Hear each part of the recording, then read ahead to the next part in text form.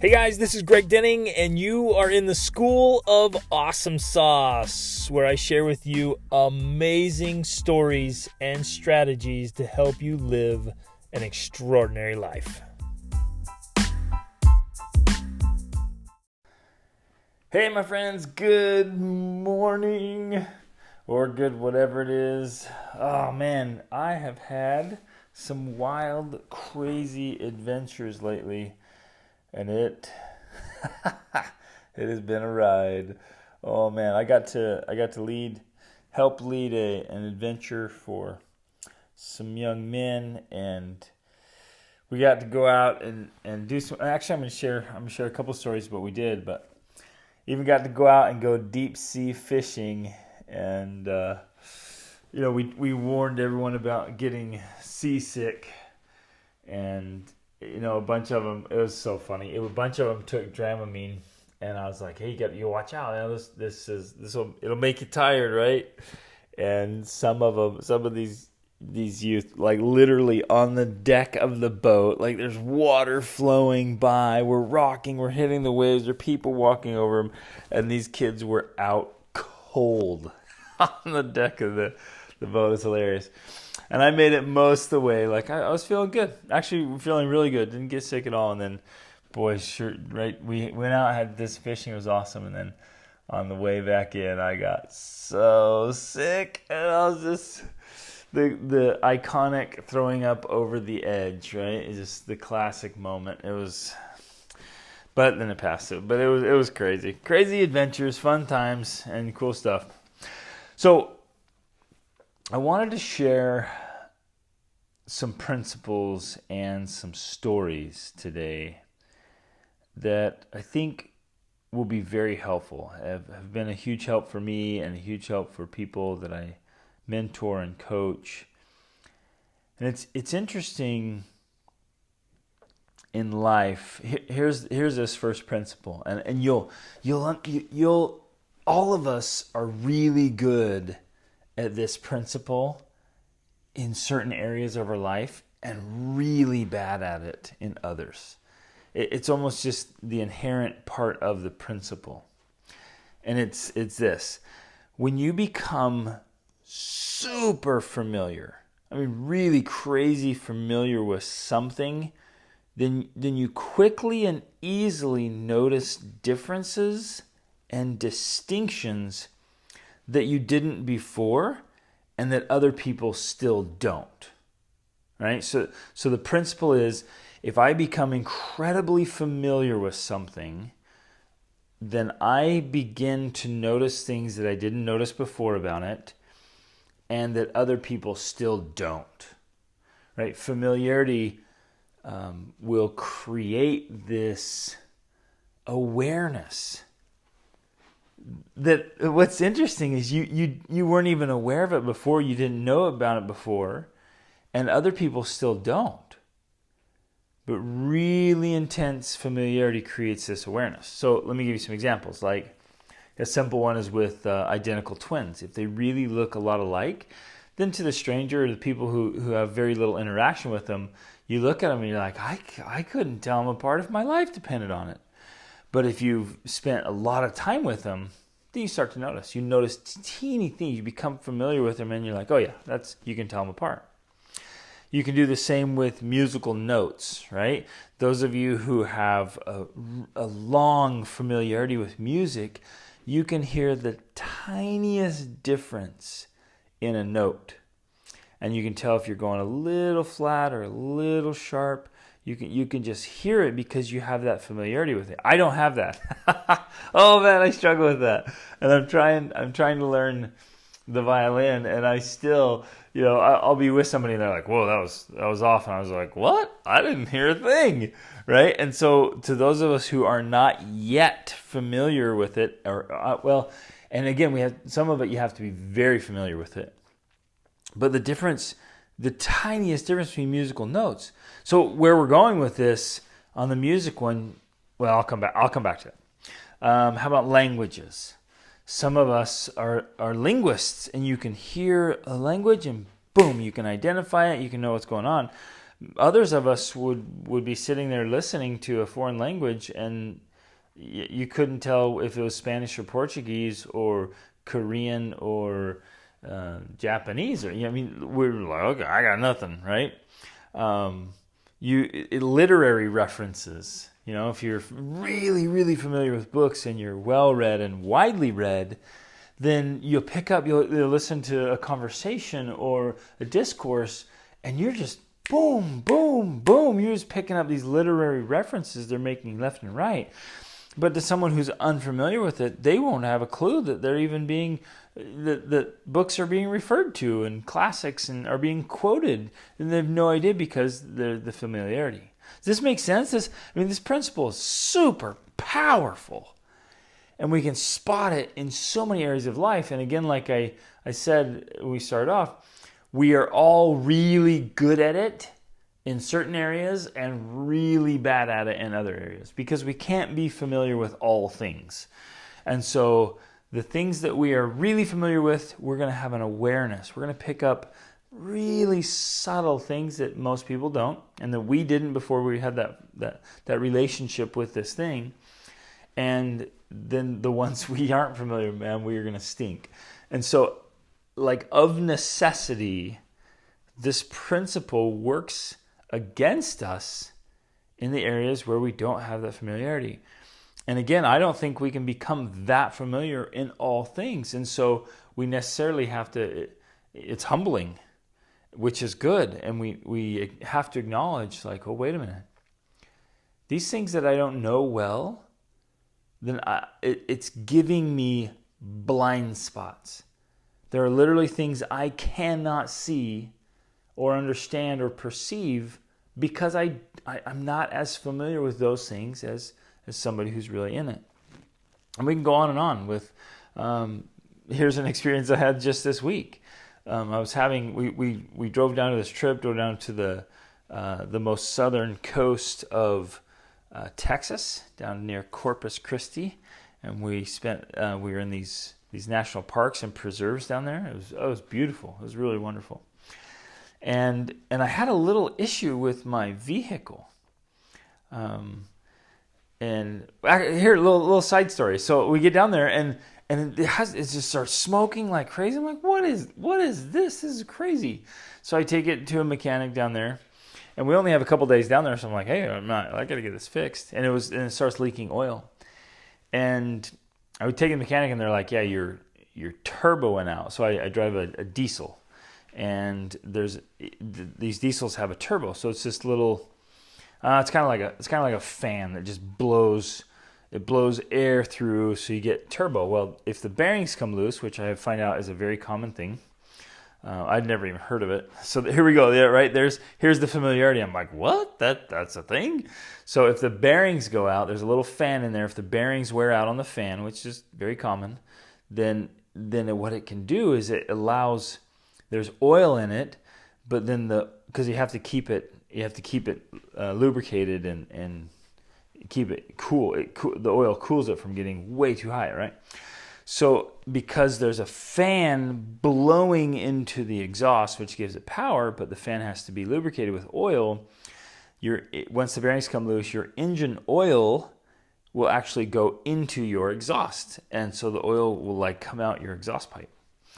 And I'd never even heard of this, and I went to a mechanic. Oh yeah, it's this, and he gave me this crazy quote, and he was super busy, so I don't know if I can even get to it before you have to leave, and it's gonna cost so much money, and going on. And I was like, man. And again, here's this principle working for us or against us. I was like, man, I don't know what to do. I know nothing about this. I don't know if what he's saying is accurate or I don't know. This is crazy.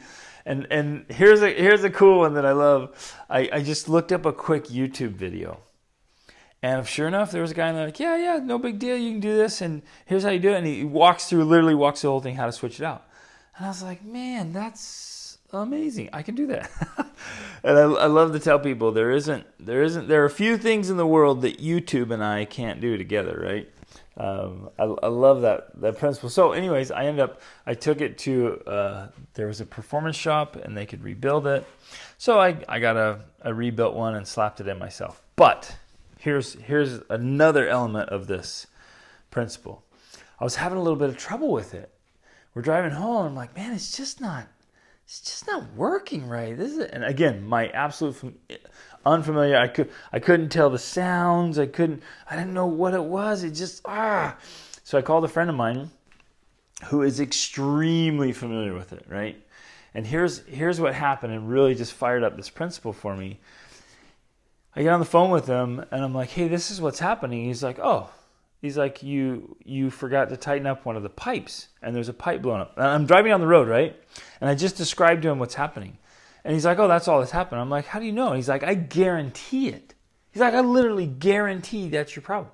He's like, you didn't tighten up one of the bolts, and you blew a pipe. And I'm like, no. I promise you, I tightened them all. Like I was so thorough in this. I got it. And he's like, no, I guarantee it. It's like, I know that's exactly what it is. He literally was so familiar with these vehicles, and he could just pinpoint the exact problem. I mean, I was driving down the road, and he's up in Alaska, and I'm in Texas, and he's like, oh, I guarantee it. He's like, just pop your hood and watch what happens. And I was so skeptical. I'm like, come on, man. Well, sure enough, one of the other ends of the pipe, I had loosened the nut but never disconnected it. And so when I was putting it back together, I didn't remember to tighten that bolt. And so sure enough, it had just blown off and I had to put it right back on. It was an easy fix.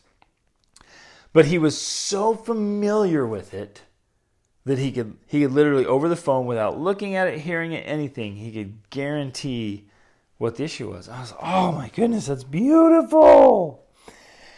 And I started thinking about life and humanity and human beings and this human experience and how that's also true there. And I've had such an awesome privilege to work with wonderful people all over the world and to do it so much for so long and to study personal development for over 24 years and to work with young people to elderly people, everything in between, 5 continents, dozens of countries, and be with them so closely that I've gained this familiarity with the human experience. And what people, you begin to, again, just like with the musical notes, some of you can just sit there and you can hear the slightest difference that I cannot hear. I'm like, how'd you hear that? Like, I can't hear that. It sounds all the same to me. And you're like, oh no, there was a big difference. I'm like, what? And I've become now I've gained this familiarity, and I can see things in people that most other people don't. Now, I'm not boasting or bragging here. Working with people so often, so much for so long, I've gotten this familiarity with it that just like you with music or languages or literary references or whatever it is, you just spot on, you know that. I've gained that with people. And now I can know things about people with incredible accuracy. Sometimes even to the point I don't have to know the person, or this is almost the exact thing I just told you about my mechanic friend, right? This wonderful woman came up to me and her husband's been struggling, and so the marriage is struggling, and she just told me just a few things. And I knew right away, boom, I said, he's doing that, isn't he? Yep. How'd you know? Right? And you just get this familiarity. So I start to hear, just like the music, right? I start to hear things and oh yeah, it's that. That's what it is. Or like my mechanic friend, somebody comes and I have this problem. Well, it's probably that. And it's actually an awesome privilege. It's a wonderful thing. And it's allowed me to be able to help more, to see more, to be perceptive about what could be going on and remedies. It's actually a really awesome privilege, right? Those of you who have real mechanical skills, somebody comes, you're like, oh, I've got nothing. I have help, right? Like something's going on mechanically with some instrument or tool or a vehicle or something, and you're like, oh, that's easy. Like, here, it's just this and this and this and that. And we feel blind and helpless, right? Those of you who have the musical talent, if I'm sitting there trying to play the right note and you just can hear it, you're like, no, you're a little off. Go up. No, go down. There, you're right there, and you can help, right? You can help a ton because you've trained your ear, or you've trained your eye, or you've trained your perception. And I get to do this with wonderful human beings. I love it, man. I love it so much. And so I've been able to see that accuracy, and so I can see and perceive problems that most people still can't. And we often can't even see in ourselves. And so I wanted to share this idea, that principle, and then offer some suggestions about common things I'm seeing. Like I can see, I've shared this before, I often have the privilege of helping people recover from personal disasters or family disasters where people have made poor decisions and gotten into a lot of trouble, and tanked their just destroyed their lives or their marriages. And it's a sad thing. It's a very tragic thing, and it's a very painful thing. And I live for this. I live to help people prevent those things in their lives. So I can spot this coming. Like I go into a room of people, or especially with youth, and I can tell you within just a few moments which ones are video gamers and which ones have addictions and which ones struggle with certain aspects. I mean, and I can spot them. I can spot them right away, and I don't have to even go up and ask. Like I can tell. I can tell right away. And I did it again this last week. You spend time with a group of people, and yep, and I can see it. I can perceive it just because I've done it for so long, and I'm so familiar with the symptoms and the outcomes and what's happening. So let me. I guess this is almost a 2-in-1 here. The second principle ties in with the first. So basically you come down, it's like, what are we doing with our lives? Like the day in, the day out, the little things, the daily habits, the actions, the mindsets, the attitude. I can see and perceive all those. I can hear the difference, just the slightest difference. And notice, somebody will say something, they'll just make a simple statement, and I can identify their mindset. And I can identify the beliefs that are holding them back or that are propelling them forward, that are bringing them success and happiness. And in a conversation, we're sitting there with a group of us, and somebody just throws something out, and nobody else notices it, and I get it. Boom, I can pick up on it. Just like, again, I keep coming back to the music one because it's such a perfect comparison.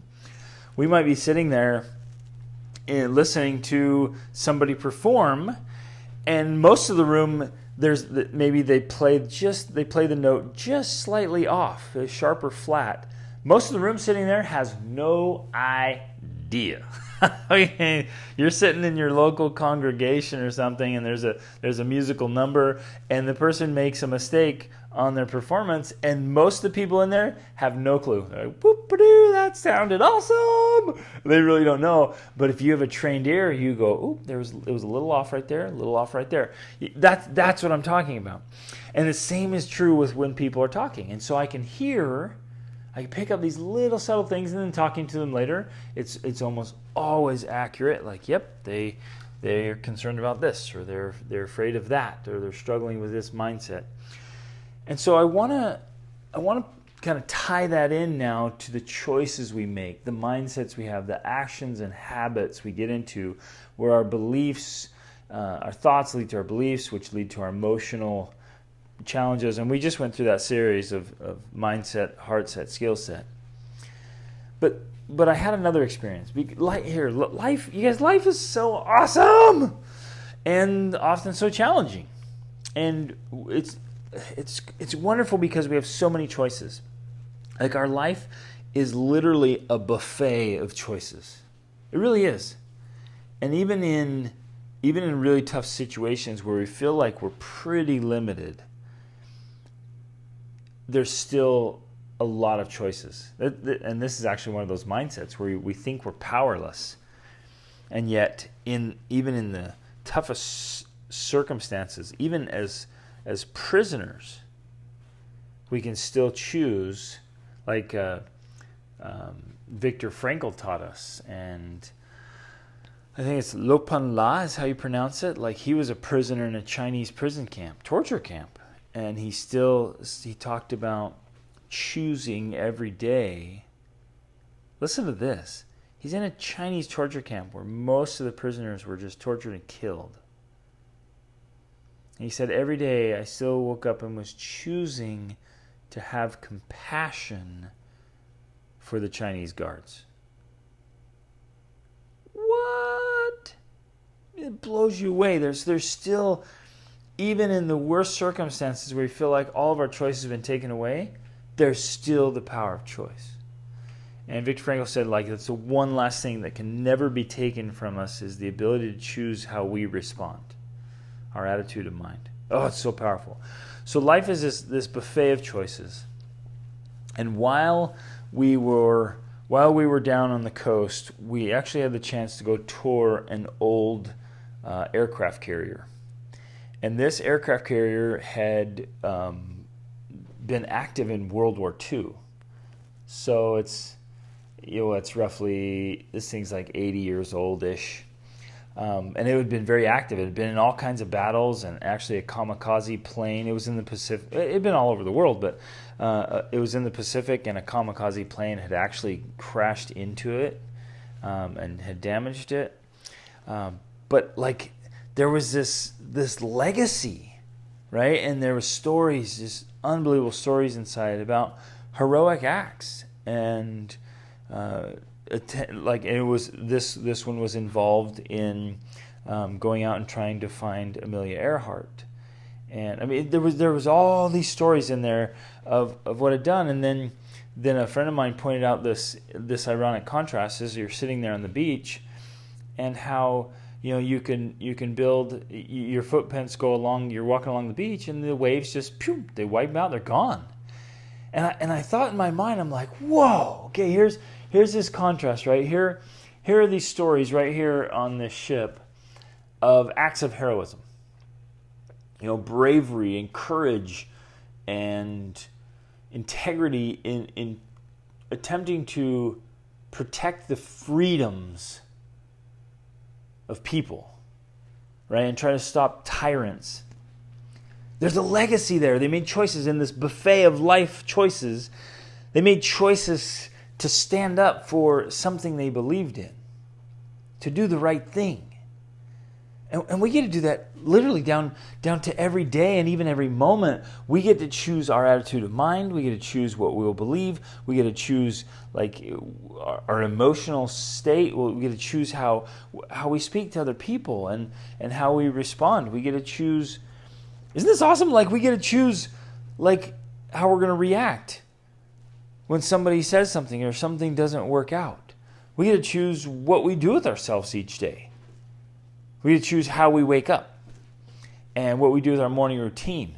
We get to choose how we're going to engage with other human beings, like how we're going to build relationships. What kind of person? Are we going to be friendly and jovial, or are we going to be cold and mean? Are we going to be grumpy all the time and just irritable? Or are we going to be pleasant and jovial? And what are we going to do with our life? How are we going to spend our free time?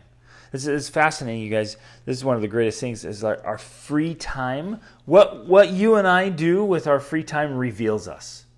Like, it's our leisure that reveals us. It's what we do when we don't have to do anything else that is a gigantic revealer of where we're going in life and what our outcomes will be. That's one of those things I was talking about earlier, where you can just spot that. Like, tell me what your habits are, and in 5 minutes I can tell you where you're going with your life. Tell me what you do with your free time, and I'll tell you what direction you're heading and what outcomes are going to be. I've become so familiar with it over so many years that with incredible accuracy, you can see, like, let's just talk for a minute here, and I can know what's happening in your life.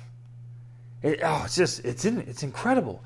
And so in this buffet of choices, on one side you have these stories of heroism and greatness, and on the other side, let's say you're out there building a sandcastle, and you're spending your time and effort and energy building this sandcastle right there on the beach, and it can be beautiful, just stunning. You and I have seen pictures or videos of these sandcastles they'll make. Absolutely incredible. And yet you can put all this time and effort into it and all this work. But as soon as the tide rises or a storm comes in, it's gone. It's washed away. And it's a powerful lesson there. Like, hey, what choices am I making? Am I building sandcastles that are going to be washed away? Right? Am I making choices that are like sandcastles? Or am I building a legacy, I guess, like an aircraft carrier? And I don't mean like in wartime or the fighting side of it, but just like doing things that really matter. I guess that's the distinction I want to make. Am I doing things that just kind of don't matter, or am I doing things that really do matter? And one of the things that I'm seeing in families and in this time period is, in this buffet of choices have been added a lot of entertainment, a lot of like screen time, a lot of sports, a lot of games, movies, TV, video games. I'm like, think about even just 2 decades ago, or 50 years ago, how many movies and TV shows were available? Even 50 years ago, like, how many channels were available? Like, there was this time, and it was probably when I was young, there were only just a few channels. There was a few channels and networks, and that was that. And then they're like, and now I don't even know. I don't watch TV, but there's got to be hundreds and hundreds of channels. And then, if you could number, this would be actually kind of fun to get numbers on. But if you could number all the movies that existed and were available to rent, say 30 years ago versus today. Whoa, right? I mean, Netflix alone is coming out with movies like nobody's business. I mean, it's just crazy. There's almost and then you can just watch YouTube videos. I mean, there's just this unlimited choice now. The buffet is getting bigger and bigger and bigger and bigger and bigger. And so with this challenge, we come down to this problem that I'm seeing is where we're giving our time and our attention and our focus. Isn't this powerful? And you see how this all ties together now? Like the familiarity that I have with working with people, I can see right away time, attention, and focus. And I can tell whether it's going to be the aircraft carrier or the sandcastle. And I can know with good accuracy, and you can too. I mean, I'm not saying lots of people can do this because they have this familiarity. You can see it coming. You can see it in yourself. You can see it in your children. You can see it in your neighbors or your family members or your friends. I mean, you can spot this, but some of us can't. Some of us are going along and we're playing these notes, so to speak. I mean, we're going with the metaphor here. We're playing these musical notes in our lives, but we don't realize they're off. We don't see it. And so I can see the train wreck coming. I can see trouble coming. And I literally have met with people and they're like, hey, we're having this problem, we're having this challenge with our marriage or with our kids. Like, what can we do? And this, I'm thinking of a specific experience. It's just heart-wrenching, where this family, they were having some real struggles. And I said, hey, you got to make some changes, because I could tell their focus, their attention, their time use, it was off. And I gently but firmly said, you got to make some shifts there. And if you don't, it's going to get worse. This problem will get way worse if you don't change it. But they weren't willing to change. You see, I meet people every single day. They want to change their lives. They want different outcomes. I mean, everybody wants different outcomes, right? But very few people are willing to change the choices. They keep going to that same spot on the buffet and getting that same unhealthy input, right? And there's a big part of it is what you're choosing to focus on. And it's interesting, we focus on entertainment, we focus on, and I have nothing wrong with entertainment. I love, entertainment's great. They focus too much on work. And work is wonderful, right? We need to work, and I think we need entertainment in our lives. And there's sports, and there's games, and there's social media. All of those things could be good and helpful even, unless they're way out of proportion. Unless it becomes a gigantic sandcastle. And many of us, my friends, are building these sandcastles of entertainment, of watching sports and playing games and social media and screen time. And we're endlessly entertaining ourselves. And some of us don't even see or realize what that's doing, that effect. I just want to point out one effect. Imagine, so because we have limited time and resources and focus and attention, you cannot focus on lots of things at once. And so if our focus becomes a screen or sports or video games or TV or entertaining ourselves or chit-chatting with friends or gossiping or whatever, if that starts to consume us, and this is what's interesting about these things, they really start to take control of our lives. You guys know what I'm talking about? Like, have you ever gotten into something and it just starts to consume your thoughts and emotions and your time?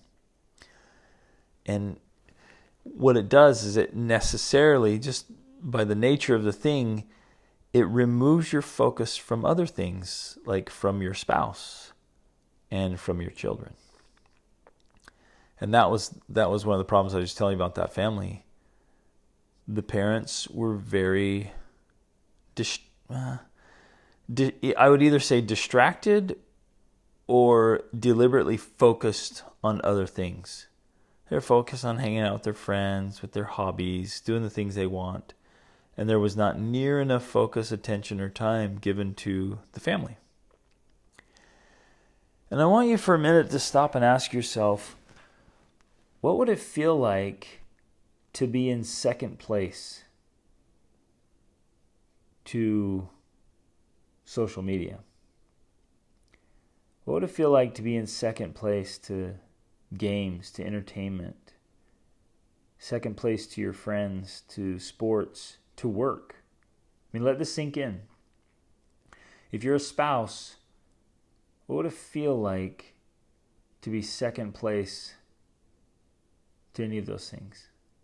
That your spouse's time, attention, and focus is on other things and not you. And some of you may be experiencing that right now, or some of you may be guilty of that right now. And again, this is not a guilt trip here. I'm just trying to bring this awareness. I'm trying to help us hear the notes that we usually don't hear. Well, what must a child feel like when the child knows that they don't have the focus, attention, time, that they're second place? And especially if they're second place to a sandcastle, to something that has no meaning, no significance. What must a child feel like when a parent chooses some form of entertainment over them. And make no mistake about it, my friends, they notice and they feel it. They may not even be able to articulate it. They may not be able to pinpoint like, oh, that's the thing. That's why I feel this turmoil and this hurt and this struggle, because my mom or my dad is focused on something else that really doesn't matter near as much as me. But that's what they're feeling. And I think that we are all guilty of that in some way, shape, or form, just because of the nature of life and this buffet. And so today I just wanted to share like the power of these principles, that we've got to be crazy super careful, my friends, of where we're giving our time and attention and focus, and getting familiar enough with that we can hear the subtle differences. We can feel the subtle differences and know when we're sharp or flat, or when we're off, when things aren't right. And we can remember the legacy, that we need to choose things that will last, that we'll be proud of, that we'll be glad we did, that will literally have the best impact, instead of walking along the sand and it's gone and we're gone. My kids like to listen to this song, and there's just this one little line. It says, he says, I heard you die twice. Once when they bury you, and the second time when is the last time someone speaks your name. And it fits here. It's like, what legacy are we building? How will people remember you? Or will they remember you at all? And we're not, this isn't for like ego or, I want to be remembered forever. But guess what? When you live an extraordinary life, you do great things, meaningful things that just matter and impact, like people are going to remember you for that. And actually, they'll remember you if you do horrible things too. But what do you want to be remembered for? And it literally comes down to the choices we're making day in and day out, and the impact we're having, right? And creating this legacy of awesome in your relationships, in your marriage, in your parenting, with your friends and neighbors, in your community, and in whatever you're doing. Like, love this stuff. So, my friends, with me, because I need to work on it too, with me, will you commit here to evaluate how well you're doing at the buffet of life and all those choices? And if you've perhaps been making choices inadvertently because you've lost some of the familiarity, and you might not have even noticed.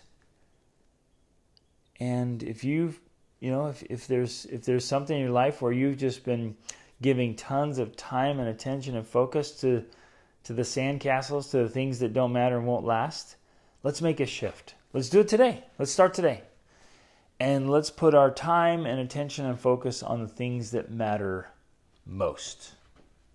And I promise that will bring much, much better results. And even just those simple shifts can change some of the problems. The problems literally take care of themselves or go away because we put our time, attention, effort, focus, energy into things that really matter. And man, it makes life awesome. Okay, love you guys. Remember, awesome is always an option. Reach upward.